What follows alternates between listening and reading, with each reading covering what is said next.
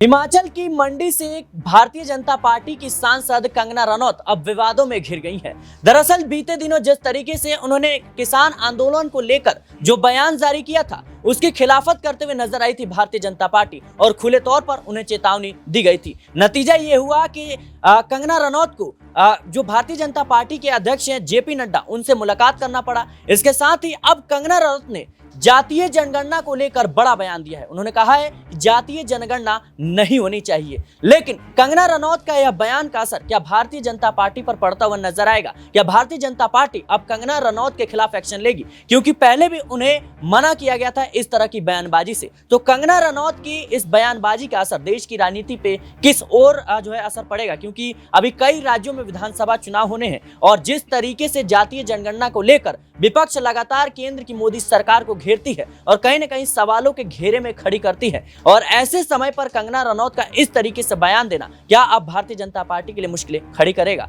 मेरे साथ इस मुद्दे पर बातचीत करने के लिए अमन सर मौजूद हैं। सर, कैसे देख रहे हैं आप जिस तरीके से कंगना रनौत ने बीते दिनों जो बयान जारी किया था किसान आंदोलन को लेकर के? नतीजा ये हुआ कि भारतीय जनता पार्टी ने उन्हें चेतावनी दी और मना किया इस तरह की बयानबाजी से। लेकिन अब जिस तरीके से उन्होंने एक इंटरव्यू के दौरान जातीय जनगणना पर अपने पक्ष को रखा और उन्होंने कहा कि नहीं होनी चाहिए, ऐसे समय पर जब विधानसभा चुनाव कई राज्यों में होने, कैसे देख रहे हैं आप? देखिए, जाहिर बात है कंगना रनावत जाहिर बात है कि बीजेपी की बहुत दिनों से एक्टिव मेंबर भी हैं, अब सांसद भी बन गए हैं। लेकिन सांसद बनने के बाद जो जुबान पे एक कह सकते हैं तर्कसंगत बात होनी चाहिए, वो नजर नहीं आती। यही बात है कि बारंबार वो इंटरव्यूज में है और हर बार कोई ना कोई ऐसा विवादित बयान दे रहे हैं जिसकी वजह से ना सिर्फ वो बल्कि बीजेपी कहीं ना कहीं कटघरे में कह सकते हैं घिरती हुई नजर आती है। आप देखिए, किसान मुद्दों को लेकर जिस तरह की बात उन्होंने कही, वो अपने आप में बीजेपी के लिए भी कहीं ना कहीं मुश्किलों भरी बात थी, क्योंकि बीजेपी ने कहा सामने आकर कि भाई हम उनके बयान से सहमत नहीं है, जो बयान उन्होंने दिया है उनकी निजी राय है। इसके बाद आप देखिए, जो जातिगत जनगणना है उसके ऊपर जिस तरह बीजेपी के तमाम सारे दल जो हैं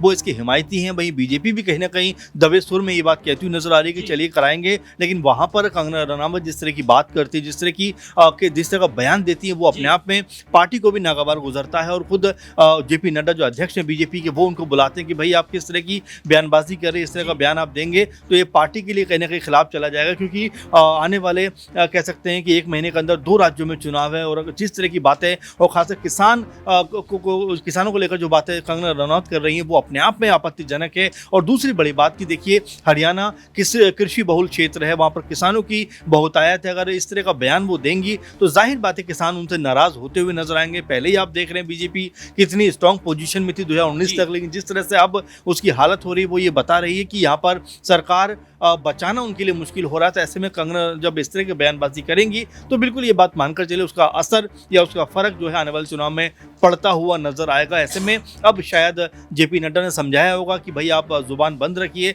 आप जब भी कुछ बोलते हैं कुछ ना कुछ अनाप शनाप बात बोल देते हैं। अब देखिए, एक इंटरव्यू में वो ये कहती हैं कि राहुल गांधी को एलओपी क्यों बनाया गया, क्या जरूरत थी, क्या तीर मार दिया उन्होंने। तो एंकर कहते हैं कि भाई उसके लिए 10% सीट चाहिए थी, उनको मिल गई, ये उनकी कामयाबी नहीं तो और क्या है। तो यहाँ पर जो उलझुल बयान दे रही है उससे मुझे ऐसा लगता है कि खुद बीजेपी कहीं ना कहीं फंसती हुई नजर आ रही है। और लगातार बीजेपी ये प्रयास कर रही है कि कंगना जितना कम बोलेंगी शायद पार्टी के लिए उतना बेहतर है। लेकिन भारतीय जनता पार्टी इस बात को बखूबी समझती थी कि कहीं ना कहीं कंगना रनौत जिस तरीके से विवादों में रहती हैं, तमाम बयानों के जरिए कहीं ना कहीं उनके लिए मुश्किलें खड़ी कर सकता है।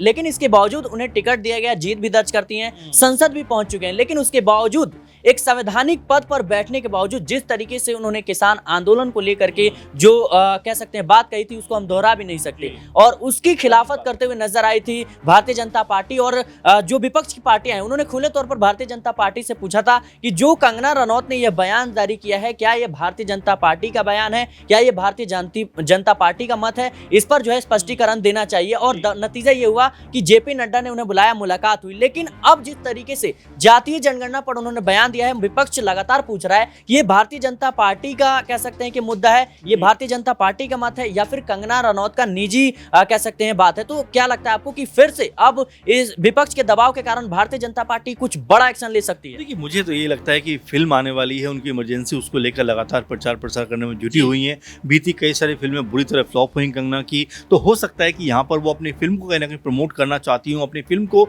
इस तरीके से जो है लोगों के सामने लेकर आना चाहती हूँ। देखिए, ये भी कहा जाता है कि बदनाम होंगे तो क्या नाम ना होगा, वही कह सकते हैं कि फिलॉसफी पे कहीं ना कहीं वो चलती हुई दिखाई पड़ती हैं। और महत्वपूर्ण बात ये भी है कि बीजेपी में ऐसे बड़े बड़े नेता हैं, दिग्गज हैं कि कंगना को समझाना चाहिए किस तरह से बोलना है, क्या बोलना है। देखिए राहुल गांधी को लेकर जिस तरह की भाषा शैली वो इस्तेमाल कर रहे हैं, जिस तरह की बातें वो रख रही हैं, वो भी अपने आप में कई तरह के सवाल खड़े करता है कि क्या उनको इस चीज़ का ज्ञान नहीं है, क्या जानकारी नहीं है। राहुल गांधी से आप पूछते हैं कि उन्होंने क्या तीर मारा, वहीं कंगना से अगर पूछा जाए कि उन्होंने राजनीति में आने के बाद क्या क्या कुछ किया तो क्या वो बता पाएंगी। तो दूसरे पे आरोप लगाना बड़ा आसान होता है, लेकिन जब खुद की बारी आती है तो क्योंकि आपने देखा हिमाचल में जब इतनी आपदा आई उसके बाद कंगना का ये बयान सामने आया था, अगर आपको याद हो, कि जब वहाँ हालात ठीक होंगे तब मैं वहाँ पर जाऊंगी। वहीं राहुल गांधी जब वायनाड में प्रॉब्लम हुई, वो जब पहुंच जाते हैं, आपने देखा होगा वीडियो बहुत वायरल भी हुआ था कि एक लकड़ी का एक पुल बनाया हुआ था जो कह सकते हैं कि बहुत मजबूत नहीं था, तो उस पर भी राहुल गांधी खड़े होकर सारी चीज़ों का जायजा ले रहे हैं। तो सिर्फ ये बात कह देना और ये बात बोल देना बहुत आसान है। ऐसे में मुझे लगता है कि बीजेपी